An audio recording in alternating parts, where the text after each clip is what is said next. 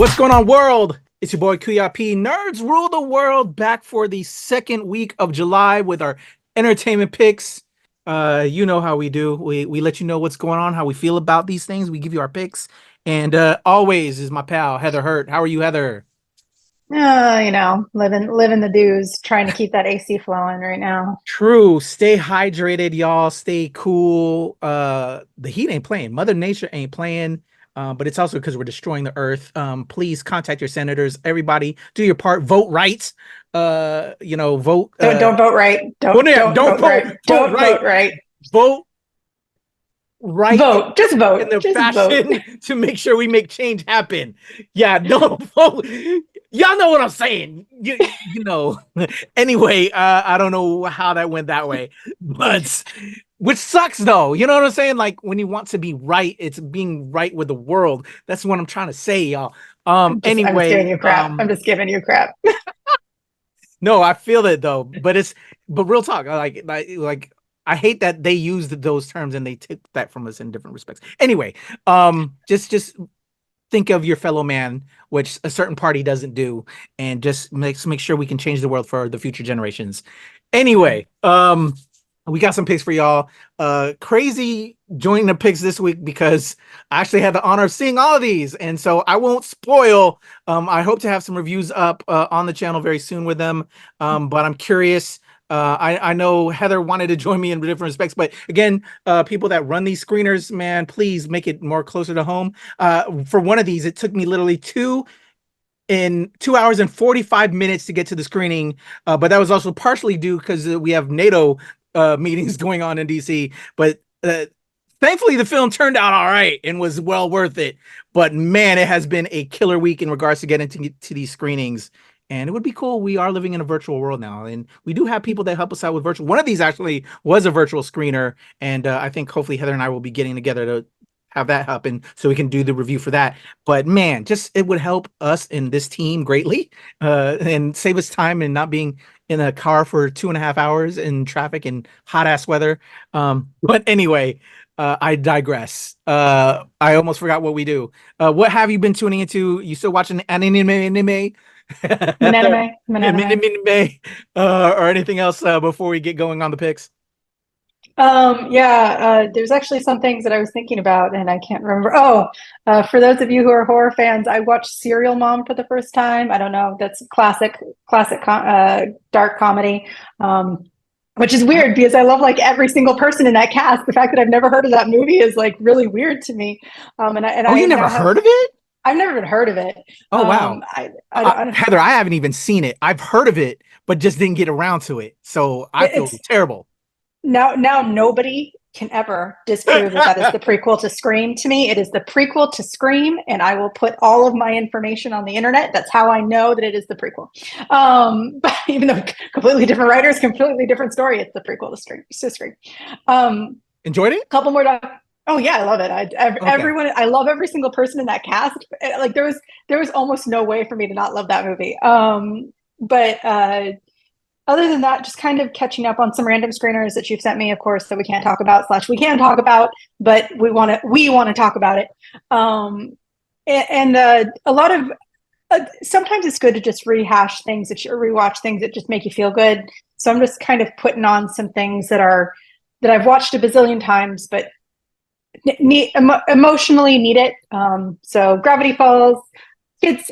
Animated stuff, just it puts you in a good headspace. So I'm rewatching Gravity Falls, especially with the new Book of Bill dropping this month. I'm very excited. So what about you? Catching up on Acolyte. I need to watch this week's episode as of this release. I'm loving it. I watched like the first 2 episodes back when we got the screeners prior to the season starting, but then when the season started, I just got caught up, as you know, with a bunch of other things we watched. So I caught all the way up. I need to watch this week's, and I am loving life. There's a particular character that got introduced that is Filipino American, and so when I saw that and the role he has, I'm like, yo, I'm living my best life right now. Like we got someone. Like I feel like that's us, you know, as Filipinos. If y'all don't know that, as people of color, like when we see representation, is very important to us. And to see that in the Star Wars universe, like I was I'm loving it, and just everything. And I'm seeing all this, and I've been also hearing all the backlash about it. And Star Wars gone woke now, blah blah blah. Fuck you. It's been woke. It's been You know woke what I'm since saying? 1970, since the 1970s. I'm Hello, sorry to tell you. tell it, Heather. Uh, But but I will yeah, say, fuck them though. you, Like that pissed me off, and I'm loving it. I'm loving it. so I will say this, and I know that you and I are going to do a review after I've decided to binge it all. But what really stinks about that, and I've been seeing a lot more conversation about this, is that kind of what really sucks about the criticism about the woke bullshit and the racism and the anti-queerness and the anti all of that stuff. It actually out it actually overshadows legitimate criticism. I've had a lot of friends who have really enjoyed it, but I also have had a lot of friends who, one of the great things about the television shows is that it brings more people into the fandom, which is wonderful. You always want more people to come in. You might hate it, to all of you real fans. Well, shit, that means you really haven't understood the series. But anyway, what that means is you get more. You bring more people in, you get more stuff. And there has been a lot of legitimate conversation lately about Acolyte, but you don't hear it because all you hear is black lead, queer characters, and it's really unfortunate. And I can't wait for you and I to talk about it, but I have noticed a lot more of that conversation online. It's let's talk real legitimate criticism of the show, and it's just completely overshadowed. Yeah, totally. I agree. And I've had people that I listen to and actually, have similar like feelings on certain things, but they're like mixed on stuff, but it is being overshadowed by this hate. Let's just call it what it is. It's hate. And you know what? I'm drinking the tears because I'm loving it. Fuck them. It's great. I'm enjoying it. It's, and again, like we say all the time, Heather, everything doesn't have to be for everyone. It could, and if there's something you like in that universe, you can always go back to that. That thing is still there. Don't forget about that. So, come on, man. It's all about giving opportunity and light and representation to everyone. And you can always go back. And it's not like it won't be retread again. And then you'll get your break in there. Come on, man. But I loved it. I dug it. And also we spoke of The Bear last week. And I don't know if up?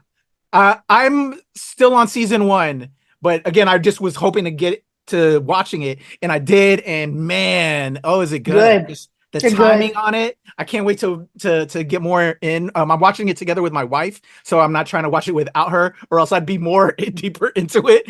But I'm loving it. Just a great cast. I forgot the lead guy's name. Just everyone is brilliant. I'm enjoying it. Oh, and Zayas, who I interviewed, who is part of If. She's fantastic. I loved her in I'm still on season 1, but her when she came in and just like with AO, like this bitch, like who you telling me I'm the mama who've been here forever. You ain't gonna tell me nothing. I just love their relationship. But just such a great show. I can't wait to catch up as we get into the new season, and hopefully we can promote it and talk on it here and get some stuff going with NRW and that. But great show. I can understand why it's getting so many accolades. Yeah. So there you go. Yeah. So some good stuff out there, y'all. So again, if you don't like what we're picking, there's so much projects. There's something for everyone. Don't hate on anything else that, I just hate is just terrible. Put your energy into stuff you enjoy. Don't put your energy into stuff you hate. Who has time for that? Who has time for that? Tell it, Heather. Completely agree. All right. So these picks this week, these are also going to be my same picks because I already recorded my segments for the radio this week on WTOP-FM here in the DC area. So be listening to it there, and hopefully we'll also have reviews to go on top of this. But my picks for this week are going to make you have chills run down your spine. It's going to make you cry, and it's also going to make you laugh. So let's start it off with some chills down our spine, Heather. We're going to talk about Longlegs. You ready to go into it's number 3. Okay. That's kind of interesting. Well, no particular order. They're all of their own merit. They're all various genres. But if you do know me though. I always put like my top pick as the last pick. Yeah. I would say it's very difficult with this week. It's just a different genre, but they're all top picks. Okay. All right. But you know me so well, which is hilarious. I caught that when he's like, "Oh, number 3," because you know me. I appreciate that. All right, here we go with Longlegs from Neon.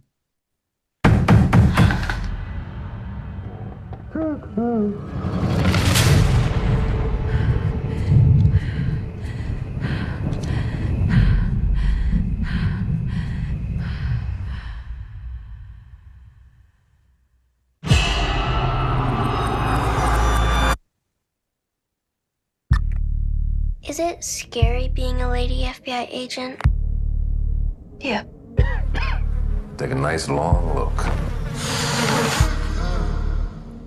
A letter was left with the bodies. Signed with one word.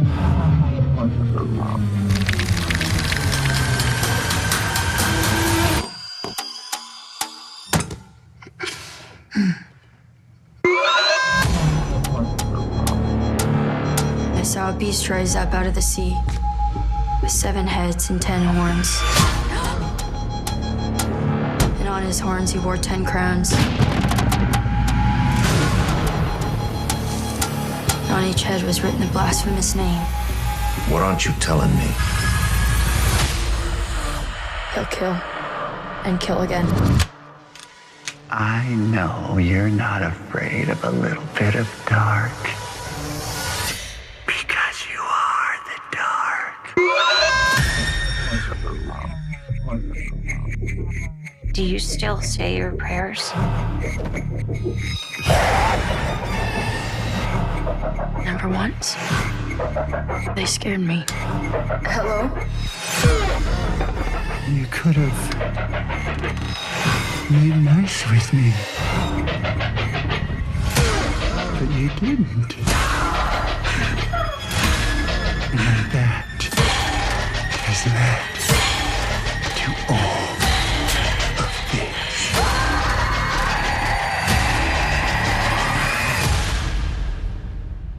I'll be waiting.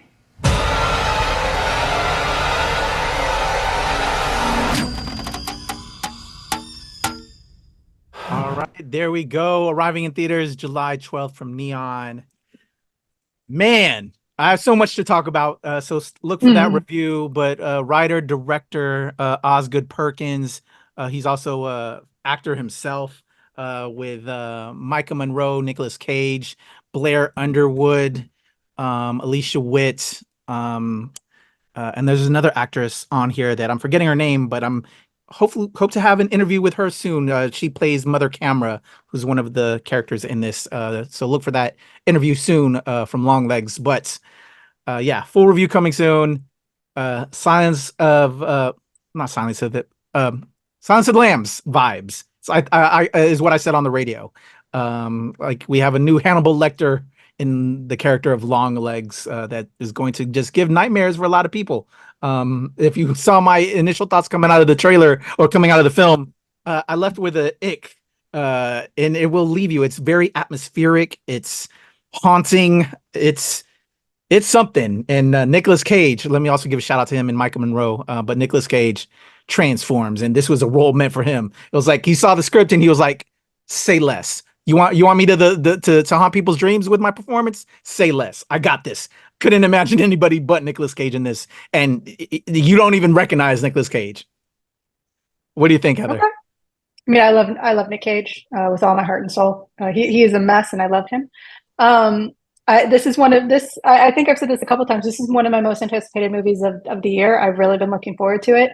I'm a huge pansy, but I am ready to be scared shitless. But at the same time, saying that, hearing what you said in your mini review coming out of the theater, seeing what other friends have said, I'm not happy, by the way, that we didn't get invited to that until like 1 p.m. because I could have gone. Thanks, guys. But anyway, I got Seven. Seven is another one that I heard a lot of references to. So what a lot of things show that it's going to be horror, but I've heard now a little bit more thriller. Yes. Which I think is a reasonable thing to say, and I'm very much excited for it. My husband and I are already looking forward to seeing it this weekend, so excited. Yep.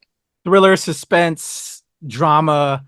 It's up there. It's just the way it was shot and brilliantly acted. It's slow paced. There's some jump scares. I'll leave it at that, but not to the extent like other horror films that have come out that's all that they are and are kind of boring at the end of the day. And we've reviewed them and talked about them, Heather. This has a little bit, but not, it's just really shot well, and it's very atmospheric. And it didn't help that the theater we were in had no AC, Heather. So You didn't miss out on that. Yeah. It gets hot in that theater. It gets real hot in that theater. Yeah. Humid. AMC It's Georgetown, humid in get that it theater. fixed. AMC Georgetown, get it fixed.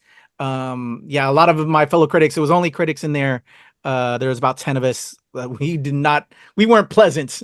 We weren't feeling very good after that, but it created I have to say, it added to the atmosphere because it was very I needed to take a shower after watching this film. So anyway, in more ways than one, but Nicolas Cage, man, that dude, they were like, hey, Nick, here's the script.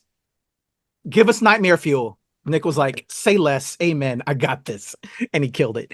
Anyway, the next project is gonna make you cry. Recently, we've talked about Thelma, just these older actors, like really, allowing the chance to shine and tell stories and perform. This one is a little bit of that, along with some flashback scenes to seeing the romance and how this character blossomed. It's about a widower whose wife passes away. And after her death, he now wants to look into a relationship from 50 years ago when he was a young man, and goes on a little bit of adventure, but dementia is also setting in. Very sentimental. Bring a box of tissues. It's called Touch, hitting theaters on July 12th. Here we go.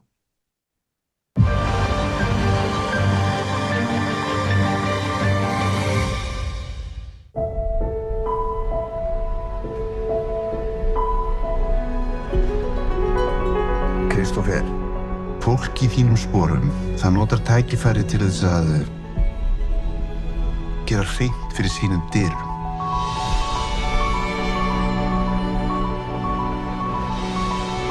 Hæ, pabbi minn. Já, ég á leiðinni til Lundúna. Lundúna? Ég að leita að gömlum vini sem hvarf. Sorry.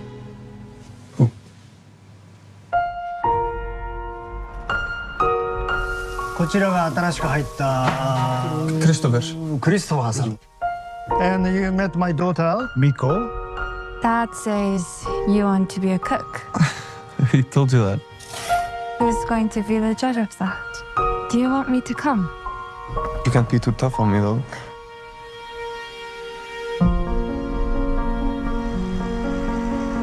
Why can't your father know about us? Why does he have to know? Viltu ekki bara fara að koma heim? Ég hef áhyggjur af þér. Where did you say she lived? The last time I knew it was in South London, 50 years ago. Where's Miko?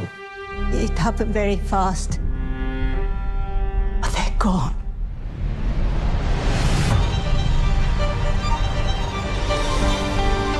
Ertu í alvörinu komin til Japans? Ekki að hafa áhyggjur af mér. It's been a long time. What if you can't find her? I'm not going back.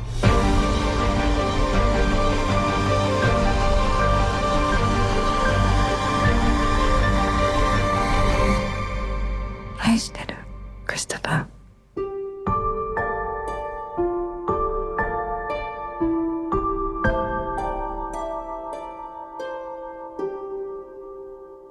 All right, there you go. Period piece, love story. It just makes you think about time. And, a lot of us put an emphasis on belongings and possessions, but really time is the most precious commodity. And that was what I was reminded of when I watched this.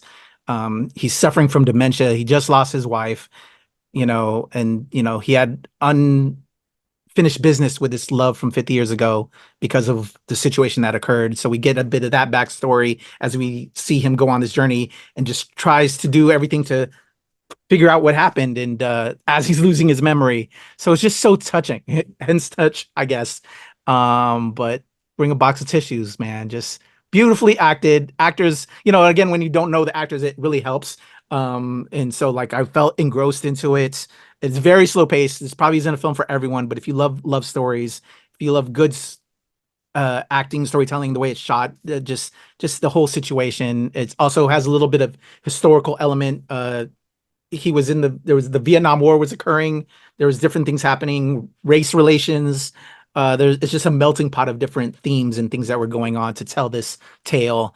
And I cried, Heather. I'm an empath. I was feeling it, man. You're always crying. You're always crying. It was just so very sweet. And just, I hope when I start to lose my faculties that I just don't give up. And that's what like everybody's telling him, just start putting your affairs in order, do this. He's like, no, I'm going to go on this journey to figure out this one part of my life that never got its final result. And I admire that. And it's so beautiful. What do you think, Heather? Absolutely. I'm looking forward to it. I'm definitely curious.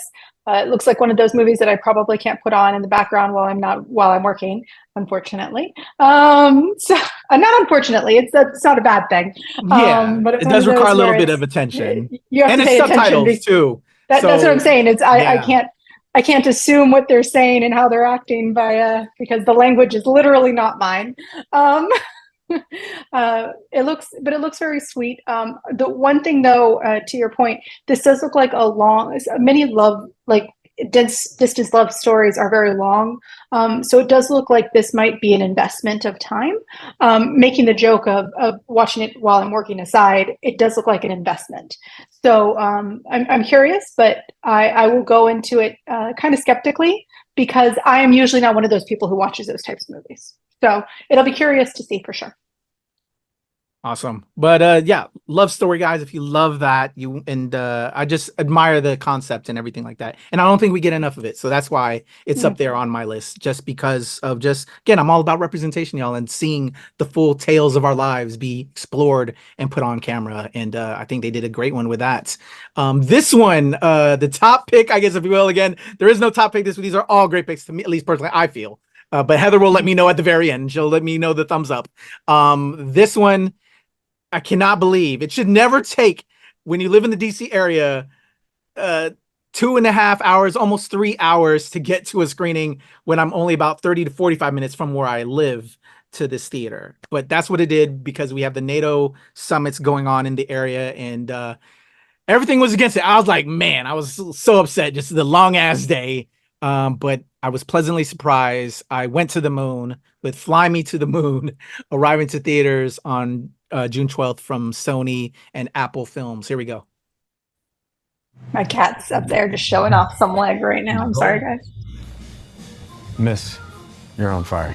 Very original. No, I do not want to stop, drop, and roll with you. No, your book is on fire. Oh my God. Alcohol and flames. They like each other. Cold Davis. Kelly Jones. Public support for the moon mission is rock bottom. Every day, something is breaking. And we're dead. Again. Or blowing up. The space program is a bloated mess. NASA marketing specialist, and you are the very best. Excuse me? What are you doing here? I tracked you down because I felt we had a connection. What? I'm joking. I work here now to sell the moon. NASA's not something that you sell with a jingle and a slogan. When I'm done, those men are going to be bigger than the Beatles. Who is that? For me, this is very personal. He's got my name. You told me that your guys don't do interviews, so I had to hire new guys. I'm here for the casting. Who's he? You're a juicy part. 60 missions in Korea. I flew 52 missions in Korea. I flew 52 missions in Korea. How's that? What? The whole world will be watching. We can't afford to lose to the Russians. We need to shoot the backup version of the moon landing. You mean to fake it? No one can ever know what we're doing. I cannot accept that. They will shoot you. What is my budget? Oh, boy. I know a lot more about the moon than I know about you. Give me go, no go for launch. If you fake this mission, every single thing that we have sacrificed will have been for nothing. You know you couldn't have made it to this day without me. 4, 3, 2,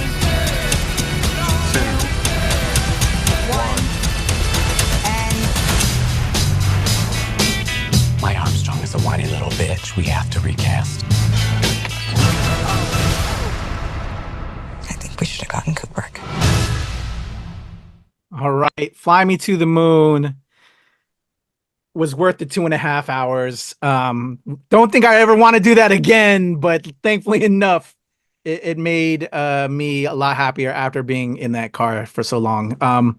Yeah, this kind of came out of nowhere for me, Heather. We didn't even do a trailer react to this at all. No, we did. We did? We did a trailer. We talked about this movie. I don't even remember, Heather. I think we do too much then, because I don't know this We at do a all. lot. We do a lot. Girl, or maybe it was being in the sun and in the car for 2.5 hours. But Could be. I really enjoyed it. This film, again, probably might make my top 10 list. It's that good. I have to say. Scarlett Johansson, amazing. Immaculate job. The director you saw, I forgot the character's name. I think his last name is Pace. Hilarious. He steals his scenes. He always does in every show. Everything he does. Everything. You know that actor? Yeah. Oh, yeah. Okay. I'm forgetting his name right now. He's awesome. Oh, Frank. Community. He's phenomenal. Hold on. He's brilliant. I'm so bad with names. You know me. I'm terrible with names. No worries. I think his last name's Pace or something like that. Or Rash. Hold on. I think Jim Rash. Yes, Jim Rash. Hilarious. Yes. Love him. I love him. Great. Ray Romano's in there. Just a great cast, and they killed it. Yeah, made me want to look more into the space race and just all of that. I was already well aware of it. We all know about the space race. It's un-American to not know about the space race, but just some little different things in there, the nuances. Woody Harrelson. Oh yeah.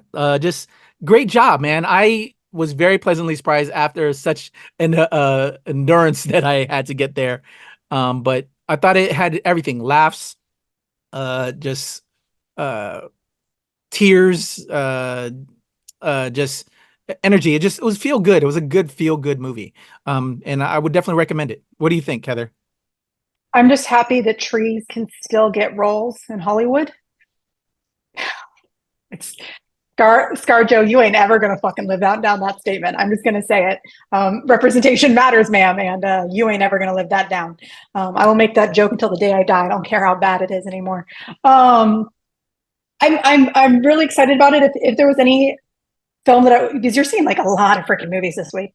If there was a movie that I wanted to really see this week, it would be Longlegs. But this one was the second one that I wanted to see, and I'm very excited that it's coming to Apple TV, meaning that it's going to be streamable at a much faster pace. I'm not saying don't go to the theaters, but I love that it's going to be streamable. And Apple's doing some incredible work. They're just doing some incredible work. They're putting money into really cool projects. And the cast is it's not diverse. It's a whole bunch of white people, but it's one of those where it's very diverse. It's bringing in diverse stories. From a historical perspective, because there are reasons why a lot of these conspiracies exist, and it's not necessarily that they're wrong. It's that things happen to make history happen. So I'm really excited to watch this movie. I'm very curious about it. It does look a little bit more comedy than history to me, but that's because I haven't seen it. So I'm curious to see where that line of history and comedy comes in. But yeah, I'm excited. It's a great blend. And you hit a lot of points on the head that I didn't mention. Like, yeah. If I was like, it is a whitewash cast. There's like one token bro that's a part of the engineers, but other than that, yeah. But and then we at least got the Jim Rash, the LGBT director. The gay director. He's brilliant. But still, yeah, the representation ain't there. But just the themes and just there's parts that ScarJo like really performs as an actor that just really made it hilarious. But yeah, it was an enjoyable story, and it makes you want to look into everything behind it. But yeah, man, I was very pleasantly surprised to just have been enduring what I've endured. But yeah, there you go. Longlegs, Touch, and Fly Me to the Moon. Where am I at on this week, Heather? I'm giving it a solid thumbs up. This is a really good. It's not necessarily a blockbuster week, but it's one of those where you got a good mix of just a whole bunch of stuff, so anyone can go to walk into a movie theater or turn on a television and see something new and different. So I'm excited. Yeah, it's good week. Awesome, thanks. And actually, I forgot to mention, I wanted to lead with this, but for the sports guys, to just give you one more other kind of genre with all the genres I'm giving this week. Receiver is hitting Netflix. It's a there was a series called Quarterback on Netflix that followed the quarterbacks of the NFL. We now have Receiver that's debuting on Netflix this week. I screened all the episodes already, and I'm hopefully going to be talking to some of those receivers very soon for the channel. Waiting on that, but I'm a big NFL guy. 2 of my 400 San Francisco 49ers are represented in that show, so that was great to see. Yeah, so check that out if you're an NFL guy. You're waiting for the football season to start. I know Heather is not about that sports ball, but for my sports ball fans out there, wrong football teams. Wrong football. So there you go. Thank you, Heather. A lot for everyone this week. So go check it out. Go check out hopefully our reviews coming up soon to the channel, interviews as well. A lot of stuff Heather and I are putting in work. A lot of stuff going on. But there you go. Thank you, Heather. Everybody, Heather Hurt, your boy QP, Nerds Rule the World. There you go.